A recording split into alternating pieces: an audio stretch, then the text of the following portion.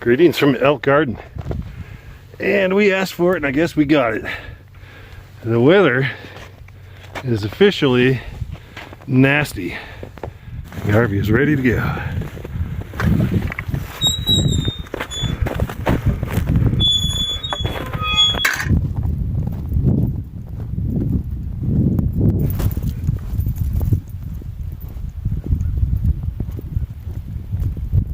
So this is the AT straight ahead, and I'm thinking we're gonna go look for a spot somewhere back in there. It's fairly flat back there, and there's a lot of hardwood and a little bit of protection from the wind. So we'll go check that out first. If we don't find anything, we'll go down a little further. Okay, well, I guess this is as good a spot as any. It's fairly flat over there where Garvey's laying. There is some wood, not a lot, but I do see some down stuff back in that direction. And we're not far from the AT. The AT's just right there. I'm going to go ahead and get the tent set up right now. I'm not going to put that on camera because I've shown that a bunch of different times. And if you haven't seen me set up camp yet, I'll put a link to that video right up here on the screen, and you can check that out when you're done watching this one. So let's get set up, get a little bit of firewood, and we'll check back with you. Okay, so the good news is I finally got a fire established. It took I've been working on this for like an hour and a half. The bad news is I chopped my thumb pretty bad. I've got it packed with snow. I put Leukotape around it. I had my glove on, but it went right through the glove, and I held it up, put snow around it. I'm trying to freeze it shut right now. Cut it open pretty well. Probably could use stitches, but I don't think I can pack everything up with one hand right now. Plus I got a fire established, so I might as well stay here because it's about to get really dark. I mean, I guess I could go to the truck if it gets worse, but I'm gonna keep it packed on ice right now and hope for the best. And I'll check back with you a little bit later and let you know what happens.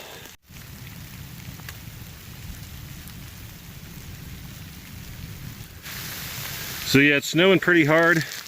I'm keeping my hand above my heart, keeping it up so that the blood doesn't gush out of it. Hopefully I can freeze it shut. Yeah, I don't know what to do. I might be hiking out of here in the dark, I don't know. Probably not going to be very easy to chop wood, process wood and everything with one hand. Probably won't be easy to do anything with one hand. So, including packing up. But I may have to do it. So, right now I'm just going to try and stop the bleeding. If that doesn't work, we're probably going to have to pack it up. Okay, the stove is going. We've got a Garvey over here. A little bit of wood. Man, it took a long time to get this stove established. And finally I have a bed of coals. But yeah, I'm starting to dry everything out. And I don't know how much wood I'm going to have. I don't know how long it's going to last this evening, but I have a bunch outside the tent for morning if I want. And also I have my stove with me, this time my canister stove. So if I want to wake up in the morning and just make some quick hot drink, I can do that without having to worry about stoking up the stove. So we have 60 degrees, not bad. Considering how moist it is outside, I'll take it. So yeah, I've got some water on the stove. Gonna make a hot drink. Garvey's starting to dry off a little bit. I don't know if I'm gonna cook dinner tonight. I might just make a snack or something. Have a hot drink or two. Kind of exhausted, be quite honest with you. Thumb stopped bleeding, which is good. I've got Leukotape around it. Doesn't hurt anymore. Really don't want to see what it looks like when I take it off. I think I chopped it up pretty bad, but I don't think I'll have to amputate, so that's good. And it didn't seem like I amputated it with the hatchet, so awesome. I should be able to make it through the night without being in too much pain. And I figured if I would have packed up, I'd probably still be packing right now. And we'd be just sitting around at home because there's really nothing I could do tonight. I would just be sitting probably in an emergency room waiting to get stitched up. So might as well just sit here and deal with it in the morning since it's not hurting. Anyway, I'm going to put some more wood on this fire, keep it cranking, and we'll get back with you in a little while. Okay, so I'm making mistake after mistake here. Got my sleeping bag a little too close to the wood stove and it melted and the down started coming out. So I've got two holes, one small one and then a larger one that I'm going to have to patch with whatever's left of the Leuco tape. Fortunately, I have some left. Number one right now is to repair the sleeping bag because I can't be losing down during the night, especially with the stove off. Okay, so this is totally MacGyvered, but I'm very fortunate that I had enough tape to do that. So yeah, it was kind of comical. There's down feathers floating around everywhere. If it weren't so serious, I would have been cracking up. Actually, I'm cracking up. I was able to fix it. Best thing to do is not to panic. I knew this was going to be a little too close to the stove, but it's kind of the only flat spot. And I had the sleeping bag over here, but there was a giant hump. And there was absolutely no way I was going to get a good night's sleep laying like that. That's the trouble with spots like this. When there's snow on the ground, it looks flat, but once the snow starts melting a bit, you can kind of see where the dips and divots are. Oh, hot cider. So, in any event, I think I'm just going to let the stove die down. I'm about ready for bed. Ready for a good night's sleep. And tomorrow is a new day. I will see all of you in the morning.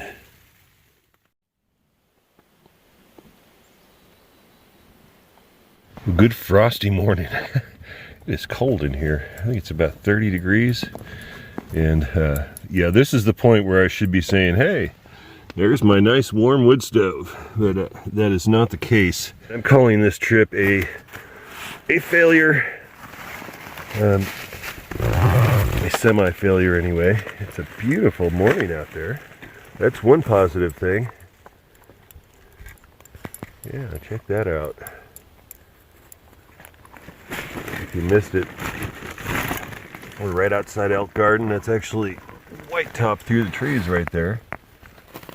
The sun is shining, so that's good. Yeah, if I would have cut that wood up, things probably would have been better. I did manage to get the fire, or keep the stove going till about midnight. But anyway, yeah, 30 degrees. So I don't think there's any point in me kindling that stove up now.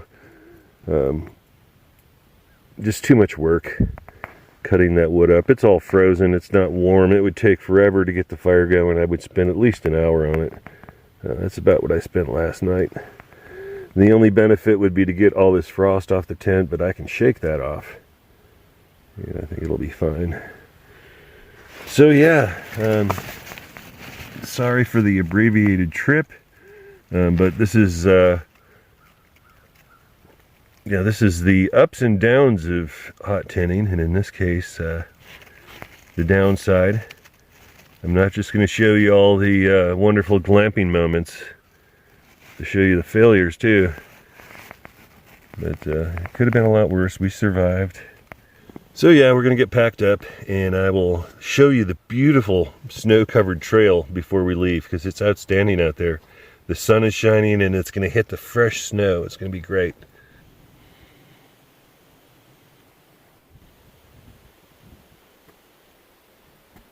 Well, one good thing, it's a beautiful day. And this is an absolutely beautiful campsite. Especially when there's a fresh snow.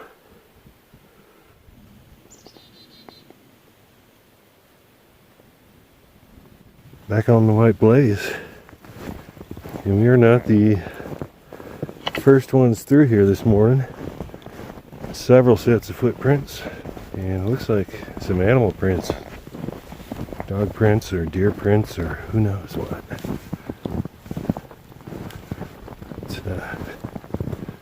Yeah, what a beautiful day. Slow going in conditions like this. I guess there's about maybe 4 to 6 inches out here in spots. Maybe more in the drifty areas. That's nice though. Nice and sparkly. And that's where we were camped, just right up there. So yeah, mistakes made on this trip. There were a lot of them. Number one, leaving late in the day. I think I left the house about 2 o'clock. By the time everything was packed up and ready. And by the time we got up here, it was about 3:30. By the time we actually found the campsite. That's another story. Once we did get up here, we walked about probably a half mile past this area here, thinking that there was another campsite up there, and there was not. So we had to double back through the snow. So by the time we got to our campsite, we were fairly tired, both of us. So at that point, set everything up and go look for wood. And the wood was already wet. So that wasn't a great thing. But we finally got the fire started. It took a long time, and I'm glad I brought some extra fire starters because I really needed them. Everything was soaking wet around here. And yeah, it took about almost an hour, maybe an hour and a half to get the fire completely established to where the stove was hot. So it was a lot of work. But yeah, getting here early would have been good because there would have been a lot more time to pick out a campsite and gather a lot more wood and get it drying. See, that's the thing. I had a lot of wood, but getting it cut up and getting it dry, that's a whole different chore. Oh, and just a beautiful view over there. Very nice this morning. And behind the trees here is White Top.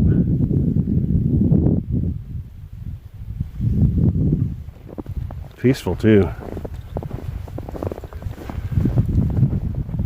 Not a lot of wind, which is nice.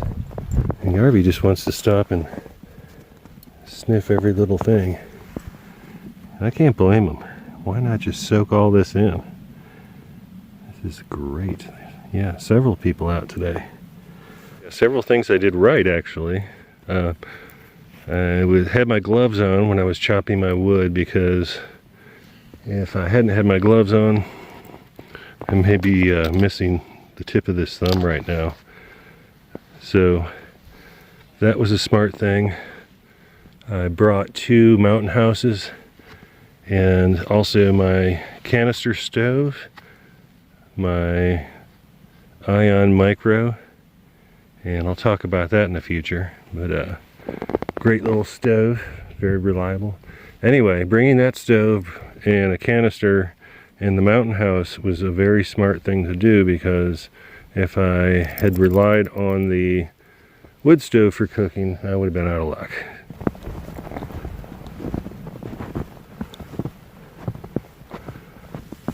Another thing I didn't realize is that when you put a hot tent on snow and then it gets hot inside, all of that snow has to go somewhere. So I had a lot of condensation on the inner walls for the first time. It wasn't an issue. The tent's big enough to where I don't touch the walls. So I dealt with it. And the material, the ripstop poly, is pretty thick, so it retains heat pretty well. And yeah,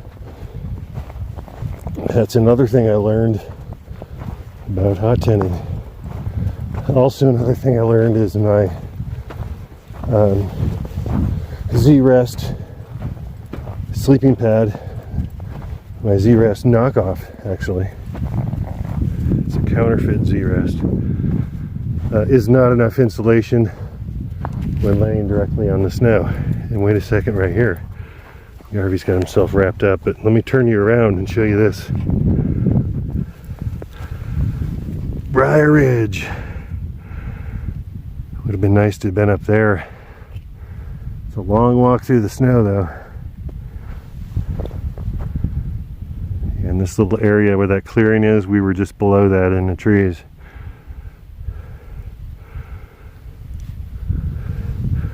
What a nice day. What a nice little easy hike too. So yeah, that sleeping pad, definitely, the sleeping pad is not enough insulation on top of the snow. It wasn't uncomfortable, but I wasn't exactly warm either. I had, no, I shouldn't say that. I was warm, but I wasn't like really warm. I had heated up some hot water. Elk Garden down there. It appears our truck is still there. That's good news. I heated up some boiling water, put it in an Nalgene, and stuck it under Garvey for a while, and then stuck it in my sleeping bag. I did that twice. So yeah, some failures, but there are some good things. And that's the only way I can really look at it. There's lessons. I mean, I've been doing hiking, camping, outdoor activities, playing around in the woods since I was a little kid. And even with experience, it's never a good idea to get complacent. At least I think. You feel too complacent or you let your guard down, something can happen like happened last night. I started making foolish mistakes. So anyway, like I said, there were a few good things, a few lessons learned. And all in all, I'm glad we came out. Although last night I was starting to question that decision. So I'd like to thank you once again for tagging along on this crazy excursion. And if you want to see more train wreck adventures like this one, then you may consider subscribing. Doesn't cost you a single dime. So once again, thanks for watching. Thanks for subscribing. Thanks for hitting that thumbs up. Thanks for sharing these videos. I really appreciate it. And we'll see you down the trail.